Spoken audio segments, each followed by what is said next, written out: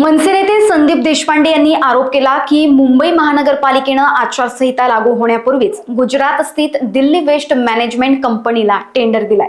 सनी पांड्या माजी भाजप राज्यसभेच्या खासदाराचा पुत्र कंपनीशी संबंधित असल्याचे ते म्हणाले। आमदार सचिन अहिर यांनी या विषयावर बोलताना म्हटलंय की यावर चौकशी व्हायला हवी, हा भ्रष्टाचाराचा कळस आहे आणि आम्ही या विषयावर स्थगन प्रस्ताव मांडू। काय बोललेत ते सविस्तर बघूयात।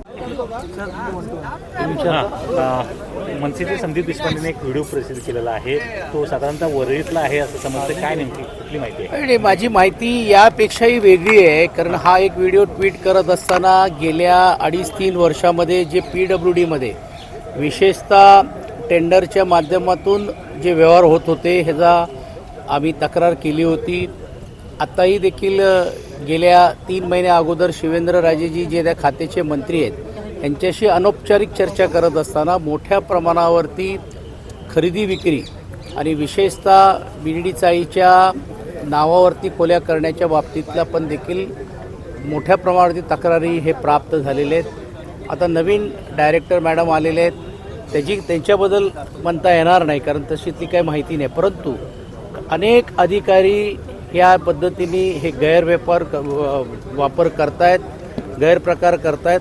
आणि तुम्ही बघितलं असेल की PWDच्या कार्यालयामध्येच अशा प्रकारचे व्यवहार होतात, विसावामध्ये अशा प्रकारचे व्यवहार होतात।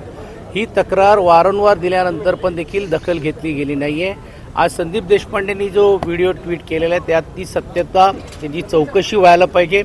आणि तुम्ही बघितलं असेल की शेतकऱ्यांना कर्जमुक्ती देण्याचा निर्णय पुढच्या वर्षी घेऊ, मात्र आमदार असतील, असे PWDचे अधिकारी असतील, करोडो रुपयाचे पैसे हे ज्यावेळी त्यांच्यासमोर दिसत आहेत ह्याच्यातूनच हे समजते की भ्रष्टाचाराचं कळस हे गाठण्याचं काम या सर्व मंडळी लोकांनी केलेलं आहे। आणि म्हणून या बाबतीतली आज आम्ही स्थगन प्रस्ताव मांडण्याचं काम विधान परिषदमध्ये आम्ही करणार आहोत आणि या सर्व अधिकाऱ्यांची चौकशी व्हायला पाहिजे अशी मागणी आम्ही या निमित्ताने करणार आहोत। अंबादास दानवे देखील यांनी देखील आम्ही तेच अगोदरच उल्लेख केल्याप्रमाणे की एका बाजूला शेतकऱ्यांना कर्जमुक्ती द्यायची नाही, मोठ्या प्रमाणावरती पैसे नाही म्हणून सांगायचं आणि सत्ताधारी आमदारांकडेच एवढे पैसे कसे मिळतात आणि कोटीवधी रुपयाचे हे पैशाचा व्यवहार हे होतोय, हे अगोदर जे स्पष्ट आम्ही जे वारंवार जी तक्रार करत होतो आज ते ही सत्यता ही समोर आलेली आहे। या अगोदर मंत्र्यांकडे आपल्याला बंडल्स मिळायचे,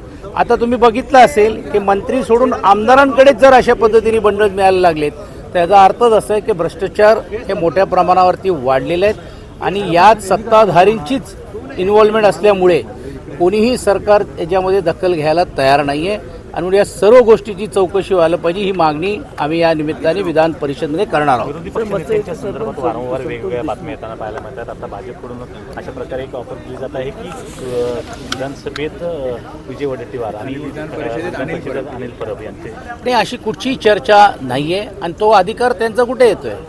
म्हणजे एवढं विधान परिषदचा विरोधी पक्ष नेत्याची पदची कार्यकाळ संपल्यानंतर पण अद्याप ते देण्याचं काम केलेलं नाही आहे। म्हणजे हे आपसामध्ये फक्त लावण्याचा प्रयत्न होतोय, अशा कुठच्याही प्रकारचे ऑफर नाही। ते ऑफर देणारे कोण आहे? ते काय आता ठीक आहे, काही लोक सांगतात की कॉलर टाईट आहे आणि देवाभाऊ सर्व पक्ष चालवत आहेत, हे महायुतीचे पक्ष चालवत असतील, महाविकास आघाडीमध्ये नाही। आमचा स्पष्ट माननीय उद्धवजींच्याकडे ज्यावेळी महाविकास आघाडीचे सर्व नेते मंडळी भेटले होते त्यावेळी खालच्या सभागृहामध्ये हा विरोधी पक्ष नेतेपद हे आम्हाला मिळालं पाहिजे आणि वरच्या सभागृहामध्ये हे काँग्रेस पक्षाला द्यायला पाहिजे। आणि तशी नावं देखील म्हणजे लेखी नावं दिल्यानंतर पण अशा प्रकारे चर्चा करून घेऊन फक्त गुंतागुंती निर्माण करण्याचा प्रयत्न होतोय। कालच मुख्यमंत्री बोलले की आम्हाला काही हरकत नाही, मग एका बाजूला हरकत नाही, मग विधानसभेचे अध्यक्ष हे त्यांच्या पक्षाचे ते एक अनौपचारिक पण त्यांच्याशी बोलू शकतात, पण हे बोलायचं नाही आणि हे तात्काळ ठेवायचं।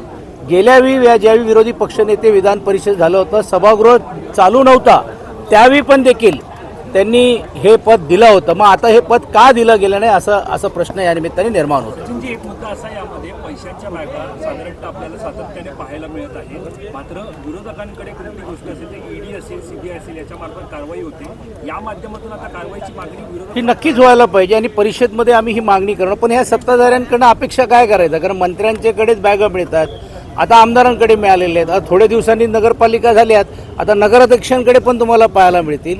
म्हणजे भ्रष्टाचाराचा कळस गाठण्याचं काम या लोकांनी केलेलं आहे. धन्यवाद. महायुतीचे जे जागा वाटप आहे ते जवळपास निश्चित झालं आहे. मुंबईमध्ये भाजप आणि जे शिंदे ते एकत्र लढतील, पण राष्ट्रवादीला ते जवळ सोबत नाही, मग घेण्यात ठाण्यामध्ये काय, कल्याणमध्ये काय हे त्यांनी स्पष्ट करावं. पिंपरी चिंचवडमध्ये काय, पुण्यामध्ये काय, हे फक्त मुंबईला लुटण्यासाठी, मुंबईला बिल्डरांच्या घशात घालण्यासाठी सर्व एकत्र येत आहेत. मात्र मुंबईची एक हद्द पार केल्यानंतर नवी मुंबईला सांगावं त्यांनी की महायुती लढणार आहेत का. हे फक्त मुंबईसाठीच चाललेलं आहे आणि मुंबईकरांना हे जी जाणीव आहे, मुंबईकरांना हे कळते की ही मंडळी ही सत्तेसाठी एकत्रित झालेली आहेत, समाजकारांसाठी नाही, सत्ताकरण करण्यासाठी आणि भ्रष्टाचार करण्यासाठी ही मंडळी एकत्र येतात. लोकवाहिनी मीडियाकरिता अविनाश तोतडे, नागपूर.